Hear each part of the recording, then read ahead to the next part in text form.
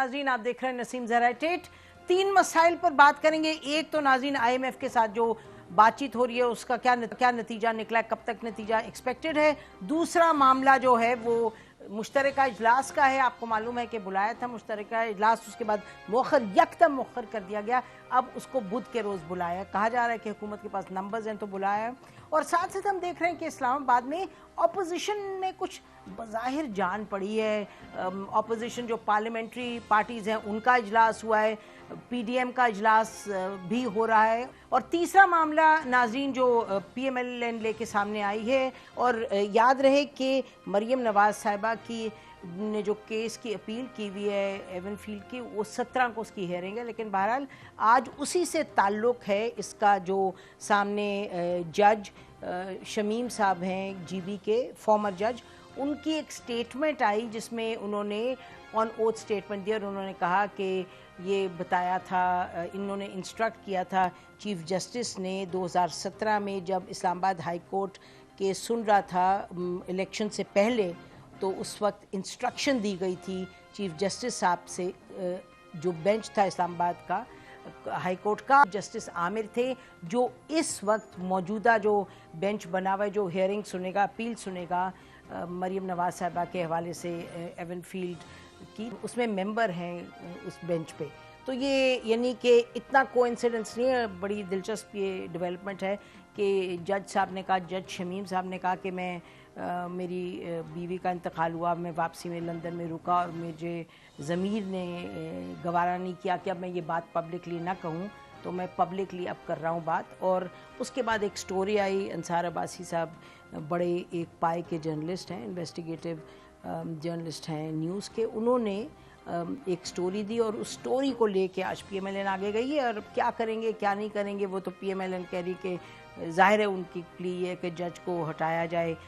Justice Aamir जो हैं, जो सुनेंगे मरीम नवाज़ साहिबा का की अपील, जिसमें लॉयर हैं इरफान कादिर साहब। बहरहाल लंबी बात है, हम चलते हैं उस शख्स के पास जो कि PMLN प्रोसीज में जिनका बड़ा रोल है, सेंट्रल रोल है, former prime minister of Pakistan Shahid Khaqan Abbasi साहब। बहुत शुक्रिया शाहिद साहब प्रोग्राम में आए। अच्छा, ये तो बड़ी तेज़ी से हमने देखा, जस्टिस अथर मिन्नल्ला साहब ने एक्शन ले लिया, उन्होंने इस पर कंटेम्प्ट ऑफ कोर्ट कर दिया और उन्होंने जर्नलिस्ट को बुला लिया और न्यूज़ के एडिटर को भी बुलाया कि ये केस एक चल रहा है और उसके हवाले से आपने एक स्टोरी दे दी।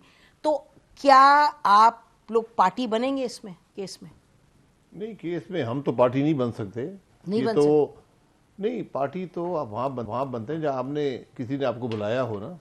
ये तो उन्होंने बुलाया है, chief justice Islamabad high court ने, जिसमें जंग ग्रुप के 3 लोग हैं और जो एफिडेविट जिन्होंने जारी किया राना शमीम साहब ने। ठीक, अब बात ये है कि राना शमीम साहब अगर वहाँ आकर कहते हैं कि हाँ मैंने जो कह चुके हैं कि हाँ ये मेरा एफिडेविट है और ये बात हुई है, फिर क्या होगा? नहीं, वो तो कह रहे हैं ना कि ये मुसद्दिका चीज नहीं है। वो तो मैं तो इस वक्त बात कर रही हूँ। मुसद्दिका देखें, मुसद्दिका तो बात की बात है ना। एक आदमी अंडर ओथ कह रहा है कि ये बात मेरे सामने हुई है, और वो आम आदमी नहीं है। वो मेरे ख्याल है पहले हाई कोर्ट के जज रह चुके हैं और GB के चीफ जस्टिस। वो कह रहे हैं कि मैंने खुद चीफ जस्टिस पाकिस्तान को ये हिदायत देते हुए सुना है। ठीक, उन्होंने पूरा एफिडेविट जारी कर दिया। हर बच्चे के पास पाकिस्तान में एफिडेविट है, हर एक के पास मौजूद है। ऑन ओथ जी उन्होंने किया, जो ऑन ओथ दिया है, और सिर्फ पाकिस्तान में नहीं दिया, बाहर जाके दिया है। अच्छा, ये कोइंसिडेंस नहीं है कि मरीम नवाज साहिबा की हेयरिंग से 2-3 रोज पहले ये चीज सामने आ जाए? ये आप इसको ये सवाल उठाया जा रहा है, आप इस पर क्या कहेंगे? उसका इससे कोई ताल्लुक नहीं है। नहीं, ताल्लुक यहाँ पैदा होता है कि वो सारा प्रोसेस जिससे नवासीर साहब को और मरीम साहिबा को कन्विक्ट किया गया था वो डाउट में आ गया है। बाकी तो ये बात अब चीफ जस्टिस GB ने कर दी है। वो पाकिस्तान में रहते हैं और मेरा ख्याल है कि एक लॉ यूनिवर्सिटी के डीन हैं या वाइस चांसलर हैं। तो नहीं शायद साहब, मैं ये पूछना चाह रही हूँ, और आपको जैसे शौकत सिद्दीकी साहब ने पिछले मरतबा भी हेयरिंग से कुछ देर पहले उन्होंने जिक्र किया था कि जनरल फैज़ हमीद साहब ने इन्फ्लुएंस करने की कोशिश की थी प्रोसीडिंग्स, और उस वक्त जस्टिस खोसा साहब ने सुप्रीम जुडिशल काउंसिल में कहा था कि आपने उस वक्त एक्शन क्यों नहीं लिया। उन्होंने कहा आपके पास ओहदा था, यू वर अ जज, आप उस वक्त एक्शन ले सकते थे, आप उस वक्त भी नहीं बोले, इतनी देर के बाद क्यों बोले, और उन्होंने उसको रद्द कर दिया था। तो ये एक सुप्रीम जुडिशल काउंसिल में किया गया था, और केस भी का ताल्लुक यही केस तमाम का मामले से ताल्लुक था। 1991 की एक प्रॉपर्टी से है। जी नहीं नहीं, मैं ये कह रहा हूं नहीं ना। नहीं, वो तो अब ठीक है, प्रॉपर्टी आप कर सकते नहीं हैं। नहीं, मैं प्रोसेस की बात जी। कर रही हूँ कि ये जो मामला है इस पर मुझे ये दिखाई देता है कि आप लोग सबसे पहली बात तो ना आपने प्रेस कॉन्फ्रेंस कर दी, प्रेस कॉन्फ्रेंस एक जगह हुई, दूसरी जगह चीफ जस्टिस साहब ने, अथर मिल्ला साहब ने एक्शन लिया, तो आपको हमेशा बुलाया तो नहीं जाता? मुतादिद केस हैं जहाँ आप पार्टी बनने का खुद कह देते हैं, तो why won't you go and say कि जी हमें पार्टी बना है? नहीं, हम तो पार्टी, देखें हमें पार्टी बनने में क्या मकसद है। हम तो जाके कोर्ट में कह सकते हैं कि ये जज साहब हैं जो सर्विंग जज हैं इस्लामाबाद हाई कोर्ट के, जो इस केस को सुन रहे हैं, उनका नाम इस मामले में आ गया है, ठीक, तो मुनासिब नहीं होगा कि वो इस केस को सुने। ये हम अभी, ये तो हमारा राइट है। कादिर साहब कहेंगे ना, ये तो उनका जी, लीगल, ये हमारा लीगल राइट है ना। तो अब जो अभी मामला है, मरियम नवाज साहिबा का लीगल राइट है, वो मतलब शील रे हर लॉयर, ये मरियम नवाज साहिबा का, मियां नवाज शरीफ दोनों का लीगल राइट है कि अगर एक मामले में जो सिटिंग जज हैं जो उस केस को सुन रहे हैं उनके बारे में कोई बात आई है, तो वो कह सकते हैं अदालत में कि भाई ये हमारा केस नहीं सुनती, उनका राइट है। अब मसला जो है, जो एफिडेविट आ गया है सामने, ठीक, उन्होंने बड़े डायरेक्ट और क्लियर चार्जेस लगा दिए। अब उनको किसी फोरम पे तो आपको सुनना पड़ेगा ना। जस्टिस शौकत ने भी बहुत डायरेक्ट क्लियर कट, एक नहीं बहुत मर्तबा, लेकिन फोरम पे तो कोई सुना ही नहीं। जस्टिस शौकत साहब ने ये बार काउंसिल में बात की थी, शायद रावलपिंडी बार, नहीं उसके बाद रिसेंटली भी बात जी, उसके बाद उनको नौकरी से निकाल दिया गया, उन्होंने उसकी सजा भी पा ली।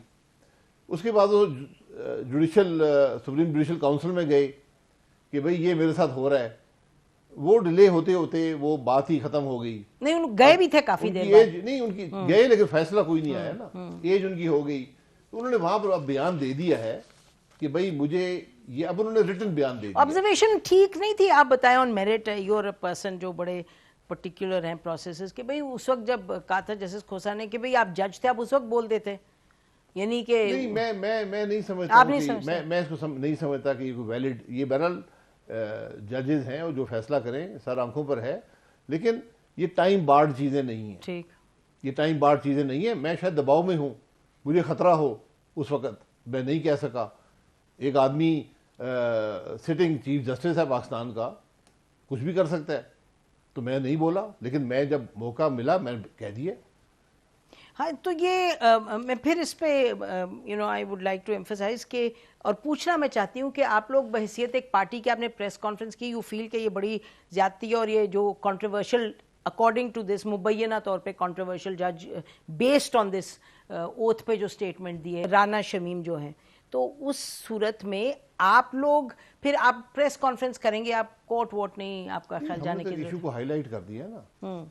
अब बात यह है कि इशू सिर्फ मेरा नहीं रहा, इशू ये है कि एक चीफ जस्टिस गिलगित बल्तिस्तान ने कहा है कि चीफ जस्टिस पाकिस्तान ना सिर्फ अदल के निज़ाम में मुदाखलत की, उन्होंने कहा कि बेल मत देना, और उन्होंने कहा कि बेल इलेक्शन से पहले मत देना, यानी वो इलेक्शन के प्रोसेस में भी उन्होंने इंटरफियर किया। तो उन्होंने ये स्टेटमेंट दी, और जो फॉर्मर चीफ जस्टिस है उन्होंने एक उसका जवाब भी दे दिया, उन्होंने कहा नहीं ऐसी कोई बात नहीं है और ये बिल्कुल गलत बयानी है, सो ऑन सो फॉर्थ। तो वो भी ओथ पे यही बात कह दें तो जी, तो इनमें से एक झूठ बोल रहे हैं, अब उसका तयन करना अदालत का काम होता है। अच्छा, तो बड़े सीरियस बात है ना, मैं मामूली बात होती, मैं कहता आप कहती कोई फर्क नहीं पड़ता था। ठीक जी, तो आप इसको इधर ही छोड़ेंगे, और जो केस में उनके लॉयर करेंगे बात, वो अपनी जगह रहेगी, you are not going to take it further. देखिए मैं पूछ रही हूँ वैसे पार्टी के अपनी, मैं लॉयर नहीं हूँ, लेकिन हमारा अगर जैसे लोकल स्टैंड आए कहते हैं वो इसी हद तक है कि हम इस सारे अमल से मुतासिर हुए हैं। ठीक, अगर एक चीफ जस्टिस ने हमारी बेल रोकी है और हमें इलेक्शन में हिस्सा लेने से रोका है, हमें जेल में रखा है, तो तो ये मेरा राइट भी तो 184(3) पब्लिक इंटरेस्ट लिटिगेशन में नहीं बनता ये। नहीं, पब्लिक इंटरेस्ट नहीं है, ये तो मेरा राइट आपने मुदाखलत की है ना, कि मेरा हक उससे ज्यादा बन रहा है जहां तक मेरी समझ है। नहीं, आप लोग की तो आर्ग्यूमेंट है ना कि पूरे इलेक्शन को इन्फ्लुएंस किया है इसने। इलेक्शन को कहा गया कि भाई ये लीडर है, इनको मत छोड़ना। नहीं, मैं आप ही की आर्ग्यूमेंट को आगे ले जा रही हूँ कि अगर पब्लिक इंटरेस्ट जो है, जैसे आप लोगों ने केस प्लीड किया, तो फिर उसका अगली स्टेज नहीं बनती कि आप कोर्ट ले जाएं अंडर 184(3) के। देखिए वो लीगल राइट्स आपके पास हैं, वो अब देखना पड़ेगा कि हमने क्या एक्सरसाइज करना है, क्या लीगल राइट है। अब तो मैं समझता हूँ किसी फोरम का ये जिम्मेदारी है कि वो इस्टेब्लिश करे कि ये जो एफिडेविट है ये दुरुस्त है या नहीं है। ठीक। तो आप मैं यही कह रही हूँ कि आप लोग बस इसी हद तक जो आपने प्रेस कॉन्फ्रेंस हम देखिए, हम हमारा हक तो महफूज है ना, मैं उससे मुतासिर हो रहा हूँ। जो बात एफिडेविट में लिखी गई है मैं बराह रास्त मुतासिर हो रहा हूँ, पाकिस्तान के अवाम बराह रास्त मुतासिर हो रहे हैं, आइन की बराह रास्त मुदाखलत हो रही है। यही तो मैं कह रही हूँ सर, तो आप उसको उधर ही रोक देते हैं, फिर आगे ले जाने मतलब फोरम तो है court. This is what I am saying. वो मेरा हक तो है ना। मैं तो ये समझता हूँ कि आज ये इम्तिहान आला अदलिया का है जो सुओ मोटो पावर रखती हैं कि उनके सामने उसी बरादरी से एक चीफ जस्टिस पाकिस्तान के बारे में कहा है कि ये मुदाखलत कर रहे थे बेल के प्रोसेस में और इलेक्शन के प्रोसेस। तो अब आप लोगों की एक्सपेक्टेशन है कि चीफ जस्टिस ऑफ पाकिस्तान इसमें इसका सुओ मोटो लेके एक्शन। मुझे एक्सपेक्टेशन मेरी नहीं है, इस मुल्क की आवाम की है। अच्छा, कि जब हम यही कह रहे हैं कि मुल्क का निज़ाम आइन के मुताबिक नहीं है, आज अदल का निज़ाम भी दबाव में है, इस किस्म के मामलात हो रहे हैं जहां चीफ जस्टिस पाकिस्तान खुद मुलव्वस हो रहे हैं केस के अंदर। ठीक। अच्छा, दूसरा मैं ये पूछना चाहती थी कि आपको खतवत तो लिखा इन्होंने हुकूमत की तरफ से, उन्होंने कहा कमेटी वगैरह बनाए, लेकिन जो जॉइंट सेशन है वो आपसे मशवरा करके बुलाया परसों? नहीं, बिल्कुल नहीं, ये सारे बात ही बदनीयती पे मबनी है। वो तो फवाद चौधरी साहब ने कहा था कि इसलिए हमने मुखर किया ताकि हम सब मिल के आगे चलें। जी, तो हमने उनका जुमे को खत आया है, कल जवाब दे दिया था, जवाब उनके पास है। हमने कहा है कि इंतखाबी निज़ाम में तब्दीली गैर मुतनाज़ा होनी चाहिए, उसका एक निज़ाम मुरवजा निज़ाम है, पार्लियामेंट्री कमेटी बनती है, वो तमाम चीज़ें मुत्तफ़िक़ा तौर पर फैसला करती है ये। और दूसरी जो बाकी लेजिस्लेशन है उसके लिए कमेटी बनी हुई है जिसको हुकूमत ने 4 महीने चलने नहीं दिया, उसको चलाएं और वो वहाँ फैसला कर लें। और अब आपने डिमांड कर दी है कि 2 लोग उसमें से निकाल दिए जाएं। किसमें से? वो जो फवाद चौधरी साहब। नहीं, हमारी वो डिमांड नहीं है, वो तो एक एथिक्स की डिमांड है। अच्छा, ये नहीं कि अगर वो हुकूमत कहती है नहीं हमें ये एथिक्स रखेंगे। अच्छा, मतलब पाकिस्तान में एथिक्स कोई वैल्यू नहीं है। अच्छा, तो आपकी कोई डेफिनेट डिमांड नहीं है, आपने बस नहीं, हमारी कोई डिमांड नहीं है, जिसको मर्जी भेज दें, लेकिन सोच समझ के भेजा करें। अच्छा, ये अपने तो आपके पास नंबर्स होंगे शायद खाका नवाज साहब? हमारे जो नंबर्स हैं वो हैं, नंबर तो हुकूमत पूरा करती है अपने। अगर वो अपने इत्तेहादियों को राजी कर लें और बाकी जो उनके लोग नाराज उनको राजी कर लें तो ठीक है उनकी, लेकिन ये असेंबली में पास करा कर भी हार जाएंगे, ये मुल्क हार जाएगा, पाकिस्तान के अवाम हार जाएंगे। ये तो फलसफियाना, ये फलसफियाना नहीं है। नहीं, मेरा मतलब कि नहीं, ये हार जाएंगे, आप देख लेना। हम ये हमेशा जब आप अददी बरतरी की बुनियाद पर लेजिस्लेशन करते हैं मुल्क का नुकसान होता है, वो कभी बात मुस्तकिल नहीं हो सकती। आपके दौर में भी बड़ी अददी, हमने कभी ऐसी बात नहीं की।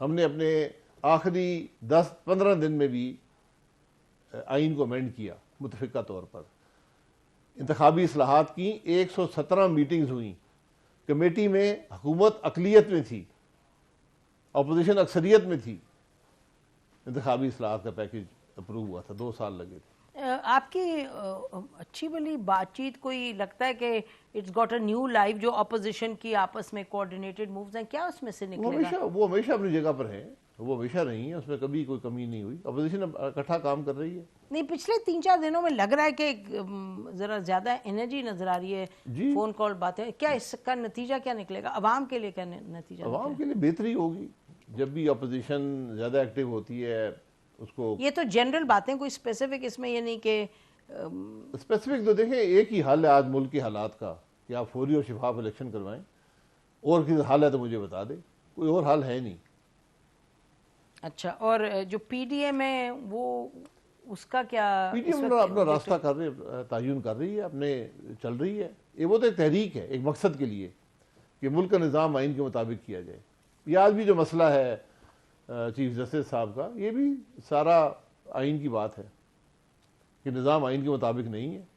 आप लोग के राब्ते हैं कोई PMLQ से, आपकी लीडरशिप के कोई बातचीत है?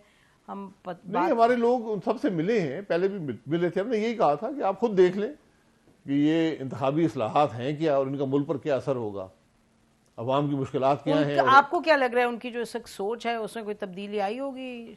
ये उन तक है जी, हमारा काम है उनको पैगाम पहुंचाना, हक की बात उनको पहुंचाना। अच्छा, राब्ते बाकी वो उसको माने ना माने ही उनकी सियासत है।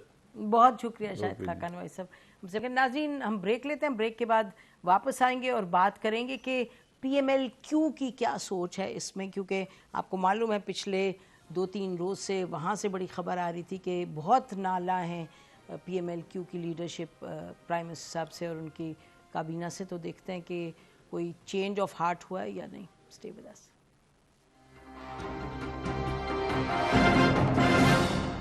वेलकम बैक नाज़रीन। आपको मालूम है जो सबसे बड़ा मसला रहा जिस वजह से हुकूमत ने जॉइंट सेशन मौखर किया, वो ये वजह थी कि PMLQ ने और MQM ने हुकूमत को ये कन्वे कर दिया कि हम नहीं वोट करेंगे आपकी जो बिल है उसके लिए, और ख़ास तौर पे EVM मशीन्स का काम है, मालूम नहीं हमें, आपने ब्रीफिंग वगैरह नहीं दी।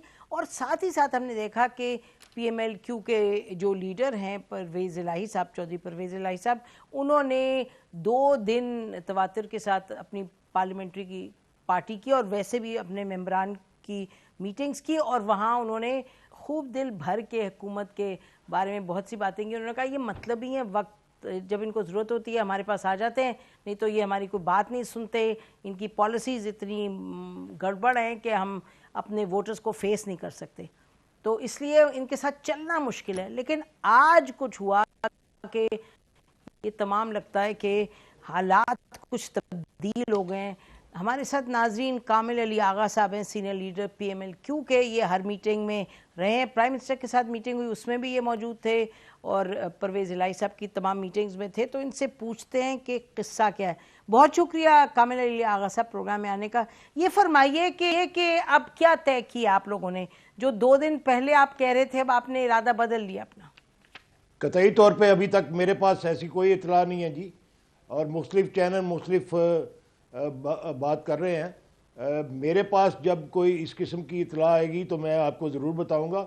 फ़िल वक़्त तो हमारे मेम्बरान जो हैं उन्होंने जिन तहफ़्फ़ुज़ात का कल इजहार किया है, उनकी रोशनी में देखा जाए तो मेरे ख़्याल में हुकूमत के साथ चलना बहुत मुश्किल है, क्योंकि वो मेम्बरान जो है वो ये कहते हैं कि पब्लिक को फेस करना बहुत मुश्किल हो गया है। हालात इस डगर पर पहुंच चुके हैं कि आम आदमी जो है वो जब मेम्बरान पार्लियामेंट को मिलता है तो सबसे पहला सवाल ये करता है कि कब छोड़ रहे हैं आप इस हुकूमत को, क्योंकि अजियत उनकी इतनी बढ़ चुकी है कि महंगाई जो है वो इतनी बेदरेग बढ़ती चली जा रही है कि उसमें कोई रुकावट आती दिखाई नहीं देती। आवाम को रिलीफ जो जब नहीं मिलता तो लोग जो हैं वो तवातर के साथ, देखिए हम 3 साल से, हमने तो कोई पहली दफ़ा तो तहफ़्फ़ुज़ात का इज़हार नहीं किया, पिछले 3 साल से हम तवातर से बावजूद इसके कि हम इत्तेहादी हैं और इनका हर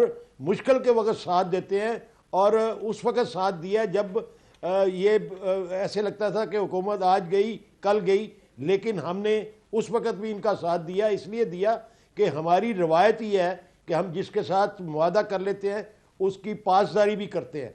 और वैसे आपके 2 लोग तो सर, आपके 2 लोग काबीना में है ना, कुछ आपको फायदा भी होता है इत्तेहादी हो बन के। तो ये बताइए कि हम ये आप चैनल्स को दे रहे हैं क्रेडिट ये कहने का कि आप लोग अब सपोर्ट करेंगे, चैनल्स ने, ये इंफॉर्मेशन मिनिस्टर फवाद चौधरी साहब ने ये फरमाया कि आप लोगों ने अब तय किया कि आप सपोर्ट करेंगे। आज आप मीटिंग्स में थे जी, जो सुना प्राइम मिनिस्टर के साथ मीटिंग हुई है PMLQ की? मैं उस मीटिंग में नहीं था, उसमें तारिक बशीर चीमा साहब और मोनस राय साहब शायद गए होंगे। ये भी मुझे इतला नहीं है कि वो गए हैं या नहीं गए हैं।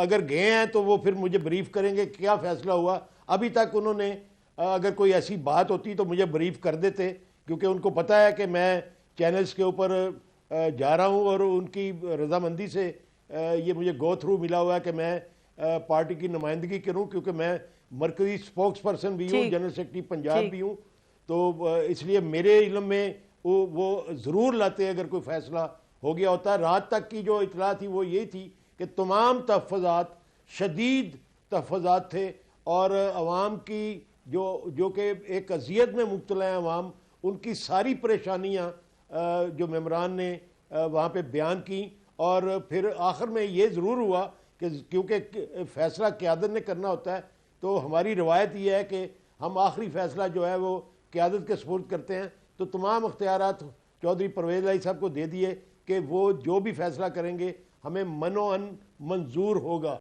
लेकिन अभी तक मेरी इतला के मुताबिक जूँ की तो सूरत हाल है, और कोई अगर फैसला होगा तो मुझे ज़रूर इतला मिलेगी। जी कामिल अली आगा साहब, आपकी पार्टी की तो रिवायत नहीं है कि बहैसियत इत्तेहाद को फिर छोड़ें, ये तो हमने देखा है। और फिर वैसे ये भी सुना था कि यहाँ इस्लामाबाद में और जो PMLN PTI के लोग हैं उनको कुछ जो कंसर्न्ड क्वार्टर्स हैं उनकी तरफ से फ़ोन आ रहा था कि आप जाएं और वोट दें। और सुना ये कि आपकी क़यादत को भी फ़ोन आया वहाँ उन लोगों से जिनको जो मैनेज करते हैं, उन्होंने भी कहा कि जी वोट आपने देना है, वोट हर सूरत पे। तो शायद इस वजह से क़यादत ने अगर इरादा बदला हो, इस वजह से बदला होगा। नहीं नसीम, मेरे इल्म में इस किस्म की कोई बात नहीं है। और वैसे भी मैं बार बार कह चुका हूं कि हम टेलीफोनों के ऊपर फैसले नहीं करते। हम अपने तहफ़्फ़ुज़ात अपनी क़यादत के सामने रखते हैं और उनको हक़ाइक़ बयान करते हैं, ग्राउंड रियलिटीज़ से आगाह करते हैं, और उसके बाद फ़ैसला जो है उनके सुपुर्द करते हैं। हम टेलीफोनों के सुपुर्द अपने फैसले नहीं करते। हम पॉलिटिकल लोग हैं। हमारी पार्टी वो पार्टी है जिसने 2/3 मेजॉरिटी के साथ चारों सूबों में और वफाक में हुकूमत की हुई है और डिलीवर किया हुआ है आम आदमी को। जी, हमें परेशानी इस बात से होती है कि आम आदमी को डिलीवर क्यों नहीं किया जा रहा। अच्छा, तो अगर देखिए आपने फिर ये सब हालात जो ज़मीनी हक़ाइक़ बता के, तो आपने अपनी क़यादत को क्या कहा था? कोई रिकमेंडेशन तो दी होगी ना जी कि रहें इत्तेहाद में या ना रहें?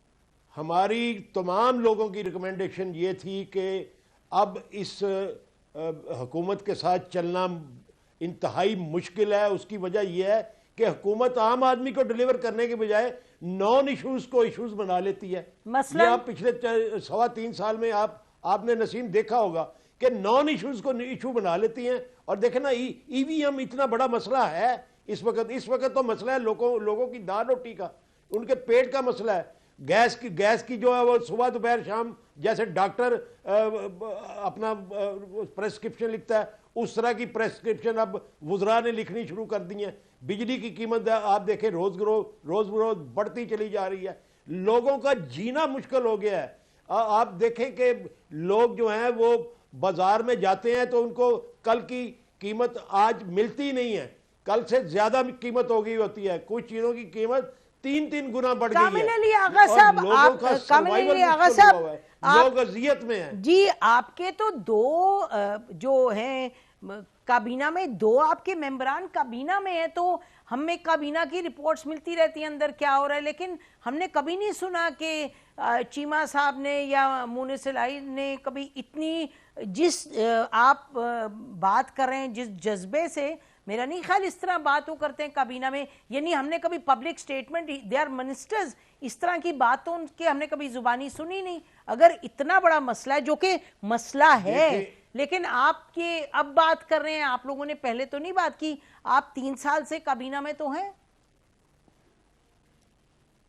नसीम, आप हैरान होंगी, मैं इस बात पे कई मरतबा कह चुका हूं कि कभी भी हकायक बयान नहीं किए जाते, झूठ का सहारा लिया जाता है। ये EVM वाली जो समरी सर्कुलर हुई उसके ऊपर नोट तो पढ़ लें, चौधरी तारक बशीर चीमा साहब ने क्या नोट लिखा, और फिर कबीना की मीटिंग के अंदर EVM के ऊपर मुनिस इलाही साहब ने जिन तहफ़्फ़ुज़ात का इज़हार किया उनको भी देख लें। उसकी वजह से तो प्राइम मिनिस्टर ने ये कहा कि जनाब क्या नाम है, इनको ब्रीफ किया जाए। अच्छा, तो तारिक बशीर चीमा साहब की जो है तहफ़्फ़ुज़ात, उनका डिसेंटिंग नोट, वो उसमें इतनी बड़ी कंट्रोवर्सी आ गई क्योंकि हमने जिससे बात की हुकूमत ने, वो कहते हैं जी कोई था ही नहीं ऐसा नोट, तो आप पब्लिक क्यों नहीं करते नोट को? यानी कि दूध का दूध पानी का पानी हो, क्योंकि फिर लगता है कि आप लोग जो बात करें शायद उसमें सदाकत नहीं। देखें, हम कभी भी अल्हम्दुलिल्लाह किसी हैसियत में बैठ के उस हैसियत के मुताबिक गुफ्तगू करते हैं।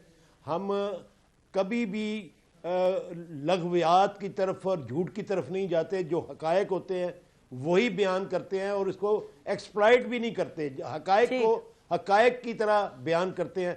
ये मैं आप देखें ना, ये तो आपके साथ क्या होता है, रोजाना की बुनियाद पे आपको ये कहा जाता है कि मीडिया ने हाइप क्रिएट किए हुए, मीडिया शोर मचा रहा है। आप भी कह रहे थे, आप भी कह रहे थे कि मीडिया कह रहा है कि हम बात करें। 152 रुपए की हो जाएगी तो वो रिपोर्ट तो करेगा। मीडिया क्या करेगा? अगर घी जो है वो 184 रुपए से 384 रुपए हो जाएगा तो मीडिया रिपोर्ट करेगा। मीडिया के साथ तो रोजाना वो कुछ होता है जो आप बयान फरमा रही हैं। मैं समझता हूं कि ये भी एक हकीकत है। अगर ये हालात इस नायज पे रहे तो जाहिर है अगर हुकूमत डिलीवर नहीं करती तो फिर मैं तो हमेशा कहता हूं कि अगर हुकूमत डिलीवर ना करे तो फिर ऑपोजिशन डिलीवर करती है। अच्छा, ये बताएं कि अगर किस बुनियाद पर, जो आपने तहफ़्फ़ुज़ात बयान किए और आपने कहा 2 दिन मीटिंग्स में यही बात होती रही और आपने कहा नहीं चल सकते, तो किस बुनियाद पे अगर डिसाइड करेगी आपकी क़यादत के साथ चलेंगे और वोट देंगे जॉइंट सेशन में बिल्स पर, तो आपका क्या ख्याल है कि वो किस बुनियाद पे देंगे? क्योंकि अभी तो आप इतना लंबी आप लिस्ट बता रहे हैं अपने तहफ़्फ़ुज़ात की, वो ओवरनाइट तो नहीं उसका अजाला तो नहीं हो सकता? इसमें कोई शुबा नहीं कि ये एक दिन का काम नहीं है। और ये बात अगर आपने शहबाज शरीफ का आज का बयान देखा हो तो उन्होंने भी यही कहा कि ये इन हाउस तब्दीली करके अगर हम हुकूमत में आ जाते हैं तो हम डिलीवर नहीं कर पाएंगे, तो इलेक्शन जो है उसका हल है ताकि हमें पूरी कुव्वत के साथ हुकूमत मिले, ताकि हम पॉलिसीज के अंदर तब्दीली ला सकें। ये इसमें कोई शुबा नहीं। लेकिन बात यह है, मैं ये समझता हूँ कि हम चूंकि इनके इत्तेहादी हैं, हमने एक मुआदा किया हुआ है और जो मुआदा है वो हमारा एक मुआदा जो है बुनियादी ये था कि डे टू डे मुशावरत होगी। ठीक है, वो नहीं हुई हमारे सर। मैं माजरत के साथ कामिल अली आगा साहब, और उसके बाद पॉलिसी मेकिंग में भी हमारी मुशावरत होगी और हमारी इनपुट शामिल होगी। लेकिन ये सब कुछ नहीं हुआ। अगर ये सारी चीजें ये बहाल करें और आम आदमी को डिलीवर करने वाली policies day to day basis पे सामने लेके आए और आम आदमी के हालात बेहतर होना शुरू हैं तो हमें कोई एतराज नहीं है। 2 साल बहुत बड़ा अरसा होता है, 2 साल में डिलीवर किया जा सकता है। चलें जी, चलें देखते हैं कि फिर क्या होता है। बहरहाल बहुत शुक्रिया आपने हमें ज्वाइन किया। नाज़रीन, लेते हैं ब्रेक के बाद वापस आएंगे और बात करेंगे IMF की डील के हवाले से। Stay with us.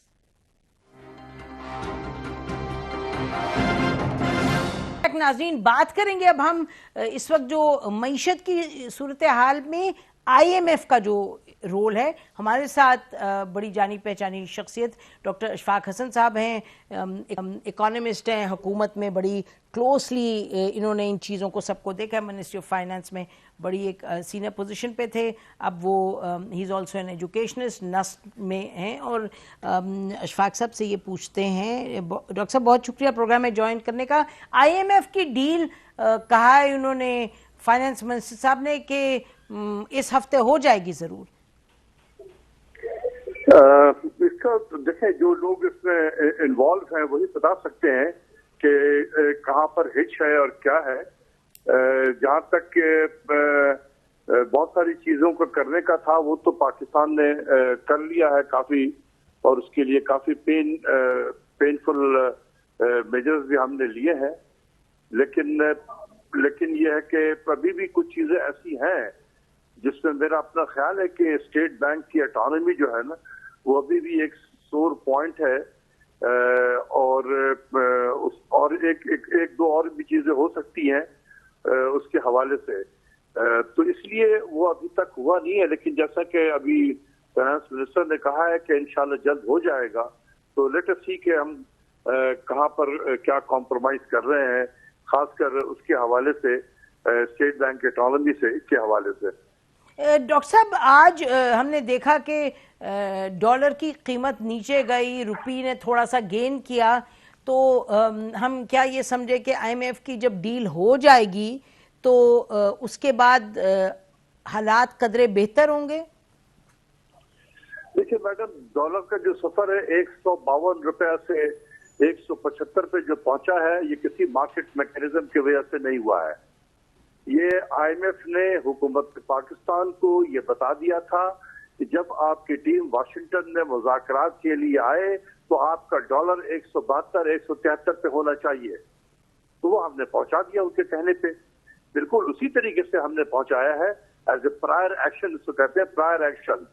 जैसा कि हमने 2018 में जब 121 रुपया हमारा डॉलर था, हमने उठा के 166 पे लेके गए थे इतनी तेजी से, वो भी एक प्रायर एक्शन था आईएमएफ का, जिसको हम पब्लिक की जबान में कहते हैं ना कि प्रोग्राम शुरू होने से पहले या घर खरीदने से पहले आप एक बयाना देते हैं।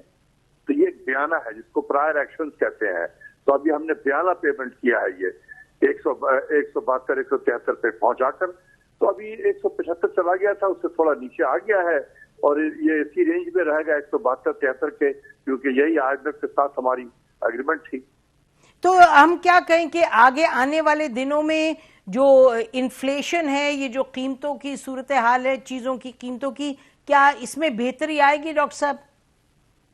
देखिए मैडम, एक तो चीजें जो कि दुनिया में अब खुल रही है, कारोबार खुल रहा है, एयरलाइन खुल रहे हैं, हर चीज की कीमतें बढ़ रही हैं, तेल की कीमतें भी बढ़ रही हैं।